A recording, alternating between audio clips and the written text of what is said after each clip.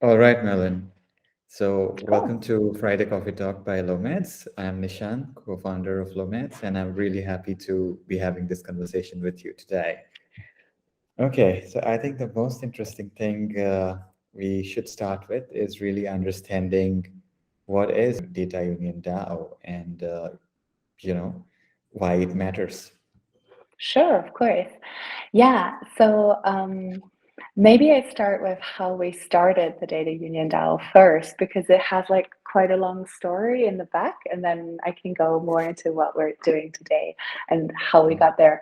Yeah, so initially, the Data Union framework that the DAO is offering today, that was developed in 2019 by Streamer, and it's a set of smart contracts plus an SDK for data transportation and for data monetization. So what does that mean? So a data union initially enables your users to sell their data, to own their data and to sell their data. And what this data union framework makes it, the data union framework just makes it a lot easier to do that. So instead of building all these things by yourself, if you are a developer or maybe you already have an existing application and you're like, hey, I kind of want to give back to my users and I don't want to just do the Web 2 thing where I'm selling all their data without their consent. Maybe what about asking them and what about paying them back for their data, right? And if you would want to do that today, it would be incredibly hard because you would have to set up all these data pipelines to do that in the first place, to crowdsource the data, to bring the data together. Um, and then you would also have to build these smart contracts by yourself and create these payment rails. And I think like right now, the audit times for a smart contract are up to half a year. So we kind of just deliver all of that out of the box. So instead of going out there and spending a year building all these things yourself, you can use our toolbox and have a ready-made data backend and also a ready-made payments pipeline. Um, and yeah, we realized while we were building this out at Stream, we're like, hey, actually, we have like a really cool product here. Why don't we do something with this? Because we had some people who were leveraging it and some builders who are using it. But at the end of the day, we were really not focusing on it at all. And that's when we decided, okay, we have to set up a separate project for this. We have to roll this out of the main company. And yeah, this is how the Data Union DAO was born. And so the goal of the Data Union DAO is now to basically onboard as many builders as possible to this framework and really help them. And we do this, we give out grants, we give away financing for them to have the time and the means to actually then integrate this framework. We also help them in the development, but we also do mentorship, we do advisory. So we have like this full package, so to say, where we kind of on-ramp them to the Web3 space in the technical sense, but also in the cultural sense. Um, yeah, and the DAO was only recently set up. So we started this year in January. So it's still quite fresh. And yeah, I'm very excited to be one of the co-founders of it. And yeah, looking forward to, kind of just seeing how our ecosystem will gradually grow over the next couple of years. Wow, that's quite some progress, having started the DAO in January. Uh, so I think, and it's a really ambitious and a disruptive project, first of all. So I wonder, like, uh, can you cite some use cases, like some active, like, which you're really proud of, or you think that they are quite promising? Yeah, sure, of course. So, what's quite exciting to see is actually that we already have quite a lot of traction. So, at the moment, we have 6 different projects that are building on top of us. Some of them are DAOs themselves, some are classical startups, some are, just one-man shows where just one builder decided, okay, cool, let me play with this framework, and they came up with something really interesting. Um, and over the board, these 6 projects have already more than 500,000 users. So we can really see that, I guess in the traditional Web2 space, 500,000 users is much, but I think in Web3, 500,000 users is a lot. Because even the decentralized exchanges or something like this, they will not have 500,000 users, at least not on a daily basis. And yeah, so I think probably the most exciting one, since it's the biggest one, is Swash. So that one is a browser plugin. So you can find that at swashapp.io. It's a browser plugin, you install that, and then you can browse to earn, basically. So we unlock all these different X to earn use cases, so to say. So with Swash, you browse and then you get money for it. It's super straightforward and easy. You install that in 2 minutes, and then you start getting Swash tokens in your wallet for your browsing history. And then, of course, you know, there might be some websites where you're like, hey, maybe I'm Googling something about medical stuff. I don't want everyone to be able to know that about me, or I just don't want to monetize that data. Then you can also blacklist certain websites so that these aren't included. You can also build in like a delay, say you have like a 5-minute delay. So if you realize, all right, this was like some really sensitive information here, I don't want that to go out to be shared with the rest of the world, then you can always stop it before that happens. And yeah, I think what's really cool about them is that initially it was like a one-man show. It was one builder who had started it. And then we kind of provided him with a grant. He was able to hire some more people. He was able to grow the team. Then he went through the Outlier Ventures Accelerator program. And once he went through that, he was able to secure more funding. And now they have actually done an ICO themselves. So they raised, I think, nearly 20 million US dollars. So it's pretty amazing. They have like a full build out team now. And they have, I think at this point, 250,000, 300,000 users. So it's really great to see, like from back in the days when they had just merely like 1,000 users. Yeah, and I think like another one that is super exciting is called Demo. So you can find that one at demo.zone. And that one is a mobility data union. So once again, if you think of this X to earn paradigm, where we have now, I mean, most popular is probably play to earn, and Swash unlocks browse to earn. So Demo is kind of like drive to earn. So you're monetizing your driving history or like your driving data. You connect that with your car, and then depending on what kind of a car you have, if you have a Tesla, then it already records quite a lot of sensory data. So that data can be also collected and monetized. But if you just have just like a normal car that might not have that many fancy sensors, then you can still collect quite a lot of interesting data points, like, where you're driving, when you're driving, that kind of stuff. And then that can be actually used for training machine learning algorithms. So if you want to train an algorithm for a self-driving car and you feed it with a lot of data how cars have been driven by real humans, then this algorithm can get an idea of like how it would be to drive a car. And this data union, I think now, the last thing I heard from them was that they had 10,000 users, but I do believe because they recently just launched here in Europe as well. Before that, they were only in the US. And I think probably because they launched in Europe, they might have also onboarded a couple of more thousands of users. So yeah, that one is super exciting as well. And actually, they also recently finalized their Series A in February, and they raised 9 million in total. So yeah, it's just really cool to see, how these are becoming really real companies, and yeah, it's really awesome.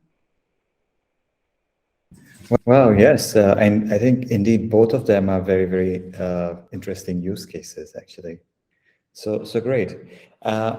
So which other areas you think are really hotbeds for this kind of application that you would like to, explore or onboard in the coming months?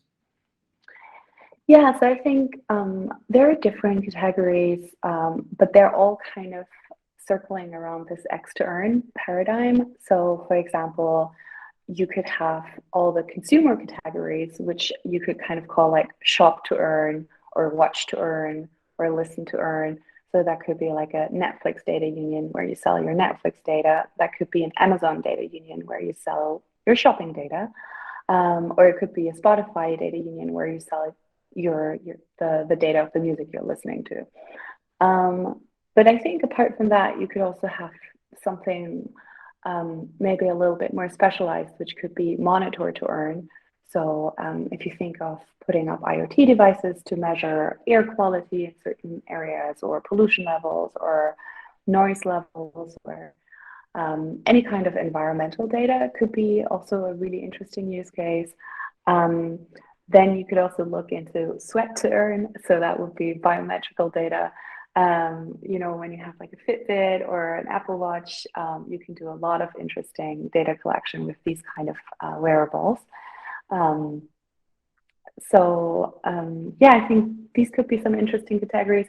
And I think then also like in the Web3 space, you could kind of think of like a degen to earn framework where you could sell also kind of a lot of on-chain data and kind of bundle that up and make that a little bit more interesting. So for example, if you think about if you're in some metaverse space, like in Decentraland, you could monetize your location point within Decentraland, and then you could also monetize your social graph. So with whom are you connecting in Decentraland?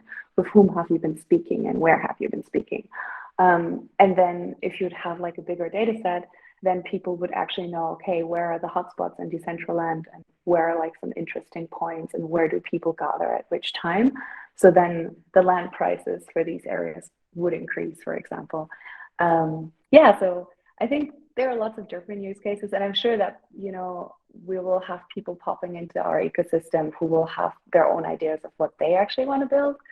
So it's quite interesting to see what other people come up with, because we obviously can only have that many thoughts of what can be done. Very, very strong point, actually, you know, and that's really the transition, you know, from streamer to Data Union DAO, which now seems that, you know, community will be showing you the way ahead, you know, so many different more thoughts. So let's take a step back and really understand, like, what was streamers thought and how was the transition to a DAO, you know, and because it's a classic case of what we say progressive decentralization, because the core technology was developed in streamer and then it's now transitioning into a DAO structure. So just walk us through that journey which started in streamer to this transition that you are currently spearheading. Yeah, sure. So I think, yeah, how this came about is that we developed that framework in 2019, and we got some traction for it. We saw that the community was excited about the idea of data ownership and being able to sell your own data. And also, I think just beyond that, what this would really unlock in terms of really opening up access to data sets which have been so far not been able to discover, so to say. And so we got like some really good feedback there, but I think the problem for us back then was that we were really not focusing actually on building data unions.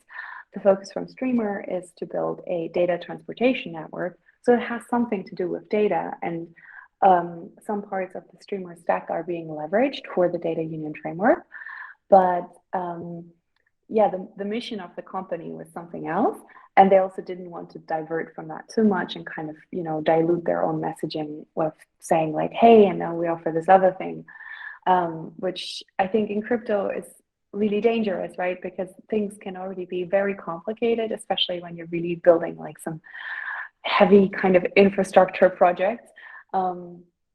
To explain that to like your average kind of retail investor is really, really hard. And then if you come in and you're like, hey, we're doing this, but we're also doing that, then you already lost them. So that's why we decided, okay, we're going to be focusing just on the network within Streamer, and this data union thing needs to become something separate. And I think also because really the idea was, you know, or where we saw the potential was really in working together with builders, because we ourselves cannot build like all these use cases. Of course, we've played around with some prototypes. For example, we did a prototype for a Spotify data union, which was quite fun, but for these things to become like their own projects and proper products, it needs people who have ownership and who can actually, really build on this. And for that, they need funding, and for that, they also need to have just the proper environment. So that's when we realized, okay, what about going rather with this DAO approach where we can really make it a community and not so much I guess, we could have easily also turned it into a SaaS platform, like a software as a service platform where we're just offering this framework and we're like, hey, here's an SDK and here's a set of smart contracts. And now pay us, I don't know, $100 a month for being able to use that. And good luck with implementing it. And oh, you have never heard about Web3? Well, we're not going to tell you about it either. So we really want to educate people who are coming into our ecosystem and really help them and onboard them. And I think like this, we can really foster more of a community where everyone helps each other. And to also like establish some form of trust. That was really important for us, because I feel like data is really mistreated and mishandled so much in the traditional Web2 space. And I think we really wanted to just show that you can also do that in a different way. And yeah, actually one thing I haven't mentioned yet, which is also quite interesting in that regard, something we want to implement, which hasn't been built yet. So all the things I've mentioned so far, they've actually been built. So you can already use that stuff today and get away and, just start setting up your own data union.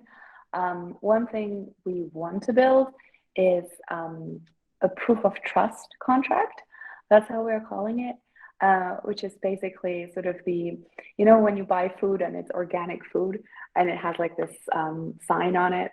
So I think like the proof of trust is going to be the same for like the kind of data sets we're creating so that they're like ethically sourced, basically. This is what it will mean.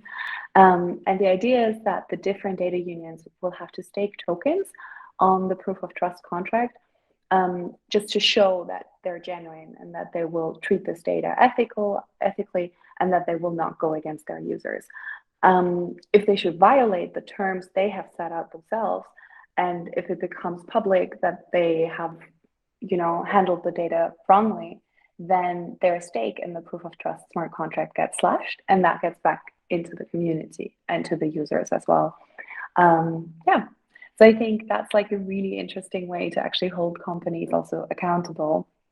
Whereas today, if Google or Facebook, if they fuck up, then no one will hold them accountable. I mean, like the European Union will come in and be like, "Oh, pay us a fine of $100,000, 100,000 euros." But this money doesn't go to the users who actually had this data breach, so there is no reimbursement on that end. And I think also, it's also not a lot of money either for these tech giants, like the fines they have to pay very often. And then the question is also how enforceable is that really? So I think what we want to do is to just make that a lot more community driven and a lot more enforceable. So this is also where the DAO then really comes into play with voting on like whether someone should get slashed or not. Yeah. Wow. So I have one question on that actually. So in this proof of trust, you said that the other data union DAOs will stake their coins, to kind of basically stamp their trust on the proof of trust. Exactly. So like these data unions, like, would they be part of that, the trust supply chain, or would they be it's more about they know it, kind of they are monitoring the process? How is it like, if it's a proof of trust about a coffee brand, then those who are involved in the supply chain, if they are staking the coins, then okay, I understand. But like, what do you exactly mean, Yeah, so basically it would be that the company itself would stake either its own tokens, or if they don't have their own token, they could also be staking something like USDC, for instance. And it could be also sort of a gradual staking process. So they wouldn't have to stake from day one, like say like $1 million, because maybe they're just starting out and they might not have that much money yet at hand. And then it would really just be the project or the DAO or the startup or the company itself that is staking. And then when it comes to the reinforcement of it, it will be the whole DAO that could then be voting on it. And to be honest, we are not at the stage yet where we have fleshed out like all the small details of how exactly this process is going to look like, because I feel obviously you also want to go against sort of like a 51% attack where just someone would say, oh, they have mistreated this data, and then there are 51% people who vote for yes, they have mistreated the data because they want to get that money that is being staked. So we need to put in like some safeguards into place how the slashing could then actually be enforced, to make sure that it's not being abused either. Yeah, but I think it's quite an exciting process. We're also thinking maybe to work together with some token economists on this, because I feel like once you really get into the nitty gritty details of token economics, it quickly becomes so yes, it can become really, really complicated, to be honest. And I think also Absolutely. what's quite cool is then that these token economists, they can like create these mathematical models where they can assume all these probabilities for different scenarios and outcomes, and then really give you a much more fine-grained and fine-tuned answer of like what would happen if, instead of sitting down myself and being like, I think this would be a great idea if we could try this out. And then we have the our developers build that and implement the smart contract, and shit actually goes down, and then it turns out that actually these token economics were completely flawed because we actually never really properly modeled them. So yeah, this is also, to be honest, like one of the reasons why we're doing the fundraising right now, because we really want to get some professionals to work with when it comes to the token economics part, and you know, have like some really good people who will think more deeply on how exactly this could look like. Who'll of course like take like our input, but I think really when it comes to the details, it's just so rich and so complex. Yeah. Couldn't agree more. Actually, we are also working on our tokenomics. We are sort of halfway through, and now we are looking for external advisors to, help us answer some of the questions, which are just Yeah. too difficult to answer on our own. So great. Yeah. Okay. Okay, let's go back to the DAO thing, and it's an exciting journey that you have begun. So, if you were to go back in time in January when you started this DAO and maybe reprioritize some of the things, the way you did, what did you change about it? I think what has been incredible helpful for us was because we just started with two co-founders, and my co-founder is his name is Matthew Rossi. He's the director of product at Polygon, so he's quite busy over there as well. And we're like really busy with mostly like the legal questions. We're setting up a legal entity for the DAO. We're talking with investors. We're really busy with kind of the whole fundraising process at this moment. But then, of course, we also want to be growing the ecosystem. So we're talking with the builders. We're now actually working away on a Polygon integration. So because initially these smart contracts, they were all written on Ethereum, but of course nowadays, if you want to do micropayments on Ethereum, well, good luck. This is not going to work out because it's just way too expensive.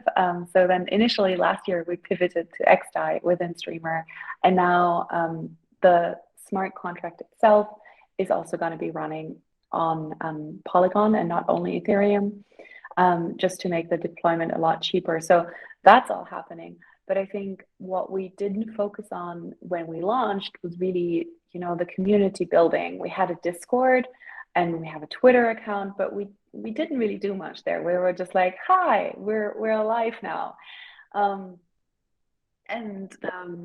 We had like a bi-weekly community call, which is still going on, but which has by now been turned into a Twitter space. So anyone is welcome to join there as well. The next one is going to be next week, Wednesday, I think at 8 p.m.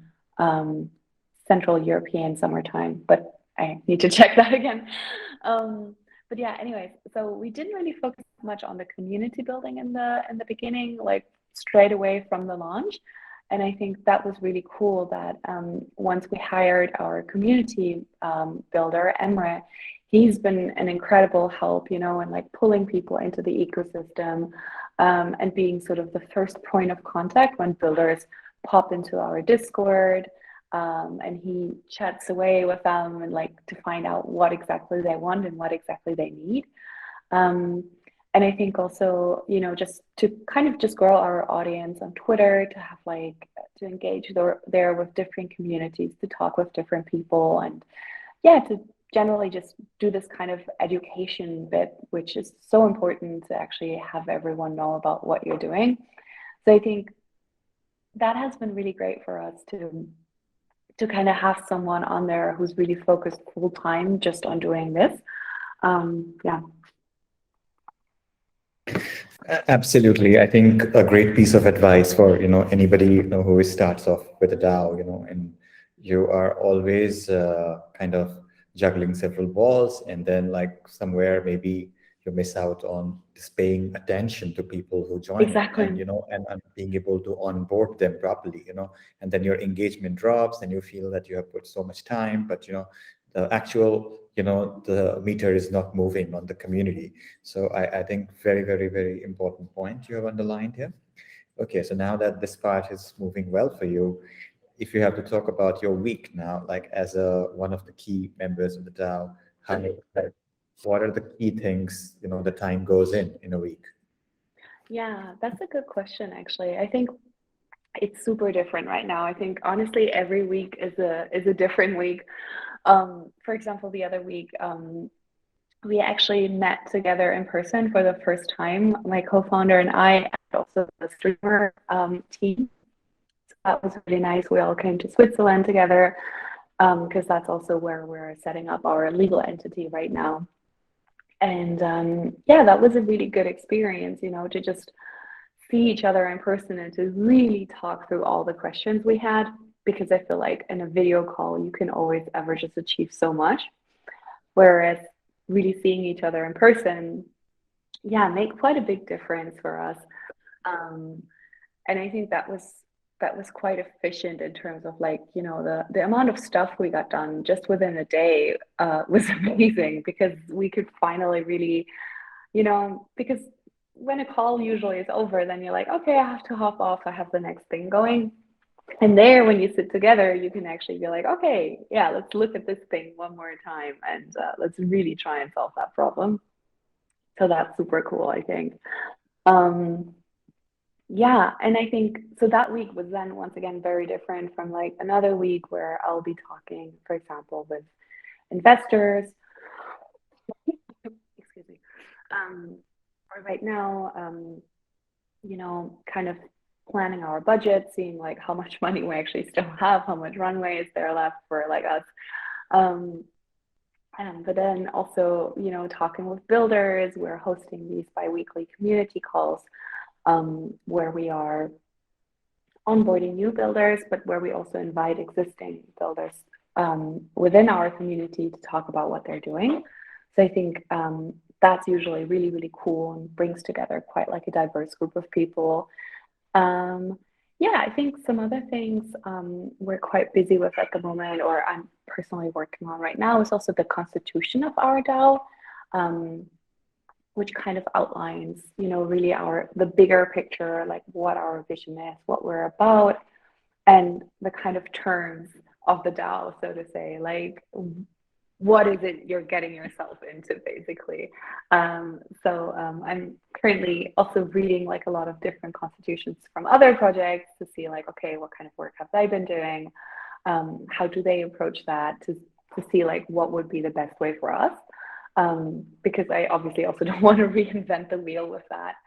Um, yeah, and apart from that, it's like, you know, small things for the website. We're also thinking about, we're right now integrating now like a blog into our website. So that's one thing that's happening. Um, yeah, and I think we also recently launched a blog on Miro, which is this Web3 publishing website. So we want to have like an integration with that for our website as well. that we can sort of import the blog posts to Mirror, so to just boost our SEO so that people also find us like that when they Google topics around data unions. Yeah, and I think apart from that, we've also been planning quite a lot around like how is our roadmap actually going to look like? What are the things we now want to focus on? What's the stuff we want to focus on post funding? Yeah, what else? I guess also, yeah, right now with ETH Amsterdam coming up, I'm starting to chat with a lot of people to find out who's going to be going, who's coming to Amsterdam as well, what kind of events we can organize there, maybe together with some other communities, and yeah, to just like, you know, maximize like our attendance while we're there. So I think, yeah, lots of different stuff is going on right now, which is really cool, and yeah, super exciting. Absolutely, absolutely. Sounds super exciting, you know, and it's so much variety there in there. And, you know, so much also ability to, you know, see forward and really also manage the day-to-day affairs. So, wow, that's great. Uh, if I have to ask you about the next 6 months, what would you say would be the three biggest win for you, you know, that you are looking forward in the next 6 months? Yeah, so I think the the biggest wins for us would be, I guess, first of all, really, even though it's not necessarily related to our core, but this will make us able to operate beyond the next 6 months, is really to secure funding so that we're actually able to continue on this journey. And even though, like, it's, I don't know, like, honestly, I feel like this whole fundraising exercise is, it's a little bit of a strange thing because you spend quite some time on it. And then it's not, I mean, it forces you to really drill down like what it is that you're doing, right? Because you have to explain it to investors, and therefore you have to really focus and be like, okay, what is it, what we're building here and what we're offering. But at the same time, also like a lot of time goes then into talking with potential investors. And it's quite like a nerve-wracking process so far.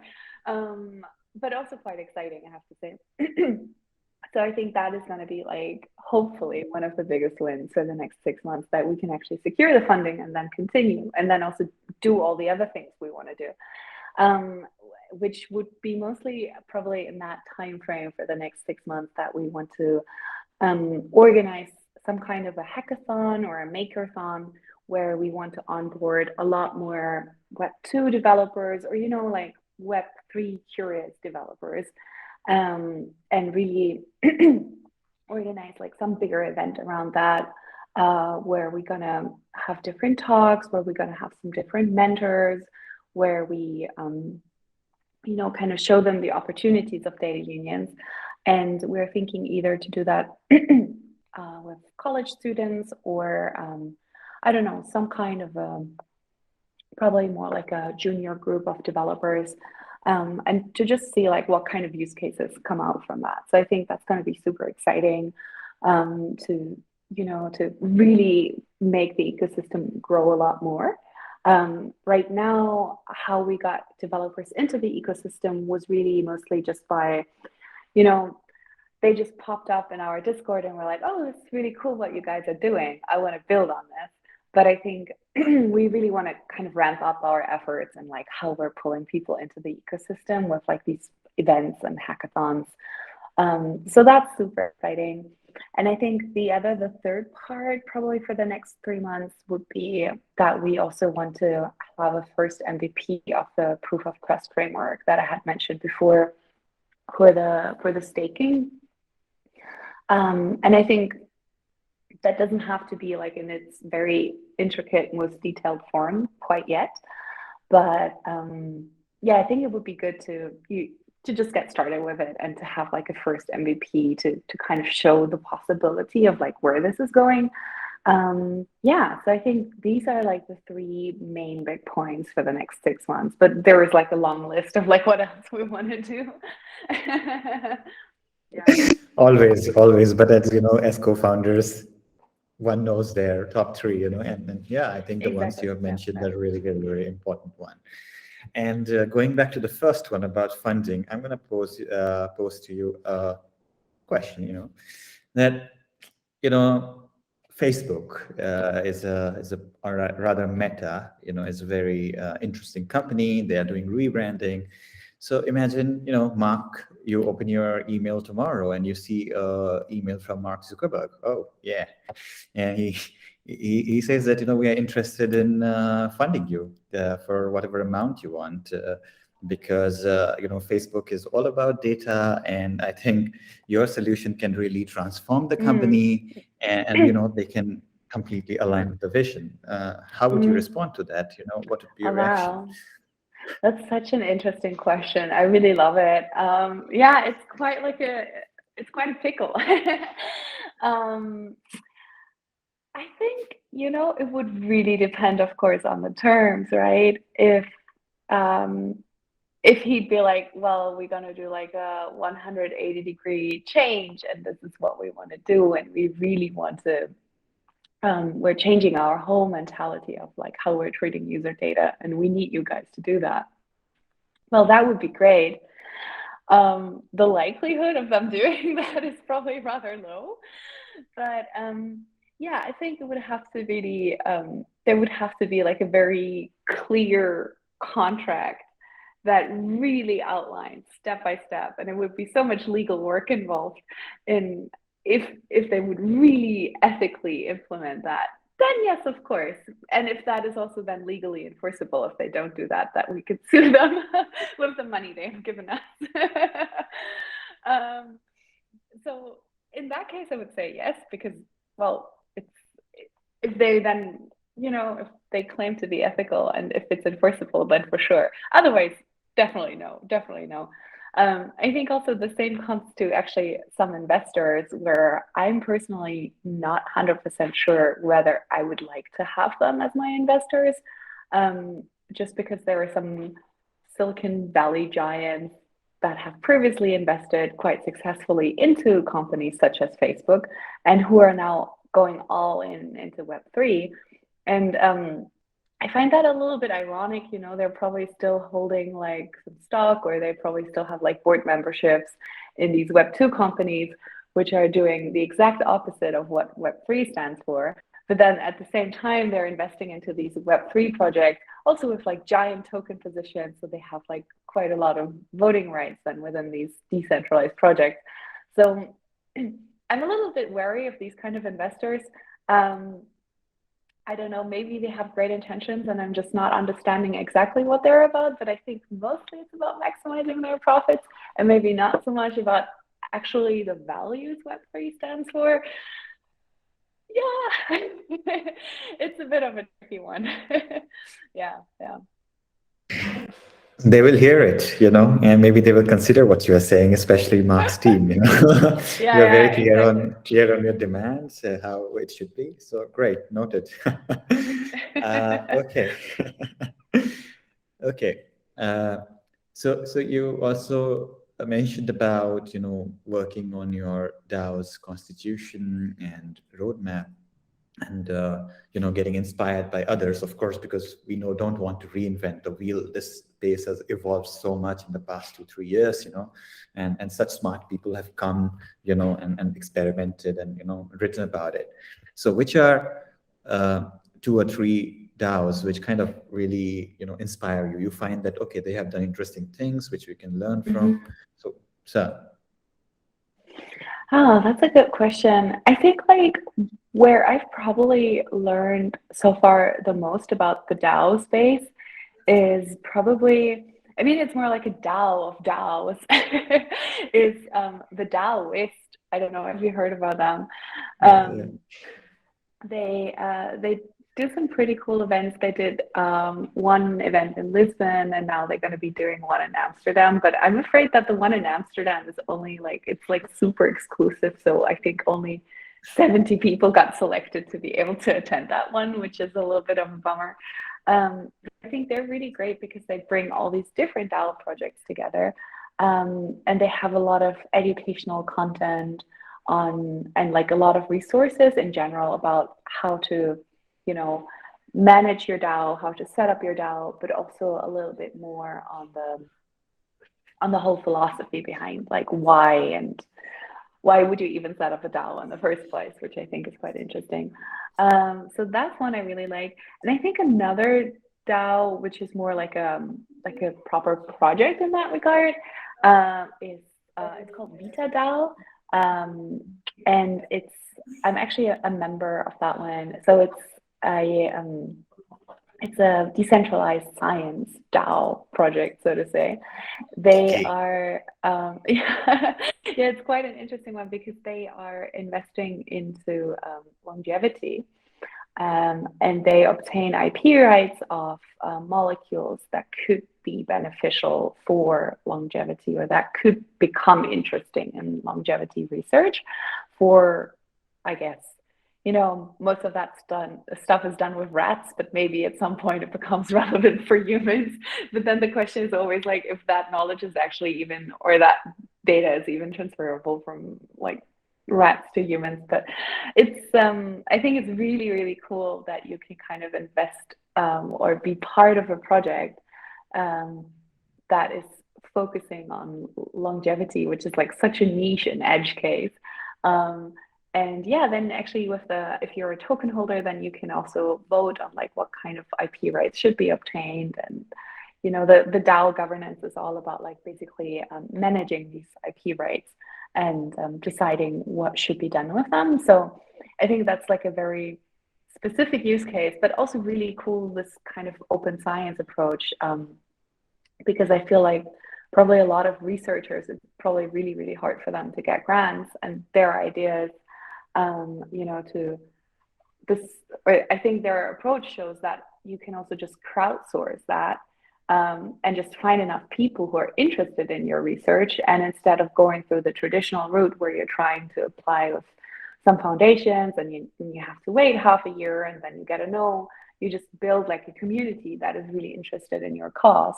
And then you take money from them and then you take it from there. So I think VitaDAO is a really cool example of that. Okay, great. So I think very, very interesting conversation so far. And so I think finally, maybe, we want to know who is Marlene, and, Oh, sure. what inspires her, and where does the personal time go? Like, just to people to know the person behind all these thoughts. Yeah, sure. So, yeah, maybe I can start like this. So I got interested in, um, I think I got interested in data privacy initially in 2013 when the Snowden files were dropped, and Edward Snowden was or was kind of being globally chased around the world and was escaping to Russia. And I think I got really, really interested in this whole story about like what the NSA is doing with data and how kind of Google and Facebook, how that data all kind of flows into American secret services. And I think that was quite inspiring to see that there was someone who was doing something against it and who was really putting like with his livelihood on the line just for that cause, right? So I think that was like a really inspiring use case, or like a really inspiring instance, not a use case. And yeah, I think from then on, I just got more interested in, internet rights, data privacy, that kind of stuff. And I first went to like quite a lot of like events and conferences that were really more like on the activism side of things. And I was really interested in like getting to work with like NGOs in the space. But then I also very quickly realized that it's, first of all, super hard to work with these NGOs because usually they don't have a lot of funding at hand. And I feel then also, unfortunately, they do like a lot of advocacy around the topic they're passionate about, say like data privacy, and they're like, hey, data privacy is good and it's bad what companies are doing. But they're not so much focused on actually building solutions. And of course, they offer like some of them offer some really cool toolkits for like some hardcore privacy use cases. If you're an investigative journalist, then you want to use these kind of tools. But they don't really have anything for like the average user. that could be used for data privacy or data ownership for that matter, actually. And I think then at the same time, I started getting more interested in crypto, and I was working as a journalist at the time in 2016. And I had the opportunity to interview an artist who was kind of working at the intersection of art and technology and crypto. And I got really curious about what he told me. I had heard about Bitcoin before. I also had heard about Ethereum before, but just kind of, I just thought it was like this thing you could use to invest. And I didn't quite understand what investing was back then in 2016, to be fully honest. But yeah, he told me about that and that you could do all these other things with Ethereum. And he told me about, he was doing something which would resemble nowadays NFTs, which was really exciting. And that got me really curious about crypto and looking more into it. And I mean, of course, it's a bit of a no-brainer, but I'm going to say it anyways. Crypto stands for cryptography, and that's the encryption of information. So it comes like very much from the privacy movement as well, right? Where you want to obfuscate your data or who you are. So that got me all very curious. And then I started writing a little bit more here and there as a freelancer about all kinds of crypto projects. And I went to conferences and I interviewed a bunch of different founders back then. But it was only actually in 2018 when I started working in crypto full time. I joined a project that were doing security tokens, which is basically if you have a classic security and then you tokenize that and put it on the blockchain. But back then, I think the legal landscape was just really not ready for these kind of use cases. And I think it probably still is not ready for these kind of use cases. And I think like what people are doing now is that they're just like, all right, we're just gonna go fully anonymous and we're not gonna care. Which, well, good luck. I don't know if that's the right way to do it or not.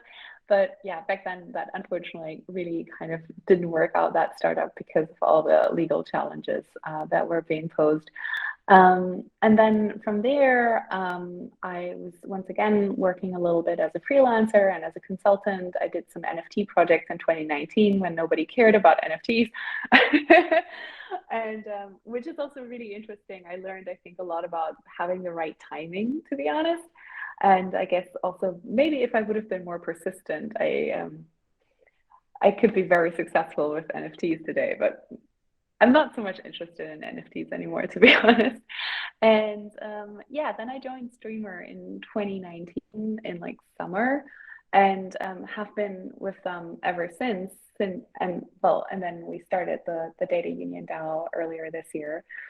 So yeah, it's been like quite an interesting journey in the space, because I feel there's so much diversity and variety in it, like all the different projects that are being built. And I think apart from that, I mean, what I really enjoy about it is that it's also such an international environment, that it's not only, so like I'm personally German, I'm based in Berlin for maybe like half a year, and half of the year I'm traveling, where I really like being in like more southern regions, like in Spain or in Thailand, stuff like that, when it's a little bit too cold here in Germany in winter. And I think it's great because the space is so decentralized that everyone, even before COVID, I've been working remotely. And I think it's also great that everyone's coming from different places around the world. So it's always great to, then go to conferences, meet colleagues, and like kind of meet colleagues, and you see them for the first time and you're like, wow, I've been working with you for 2 years and finally I get to see you. So that's always really fun, I think. Yeah. Wow, great. Good to know about that you're really being decentralized and using it to, move around half a year like a true digital nomad. Yeah, exactly. Pretty much like that. Yeah. I'm still thinking about one question that, if we were to meet in person, I still don't know if I should arrange coffee, tea, or a health drink for you. I think at this moment, it is actually really funny, right? Because this is called like the Friday coffee morning or something like this, Yeah, right? And yeah. I haven't had a coffee yet. So I think for me right now, it would be probably a coffee. This is also what I'm going to be making myself very soon. Um, yeah, I think this Okay. time of the day, it would be a coffee. Towards the afternoon, it would be rather a tea. Um, Maybe on a Sunday morning, it would be something more healthy because I might have a small hangover. Yeah. All right. I think great conversation with you, Marlene, and thank you so much for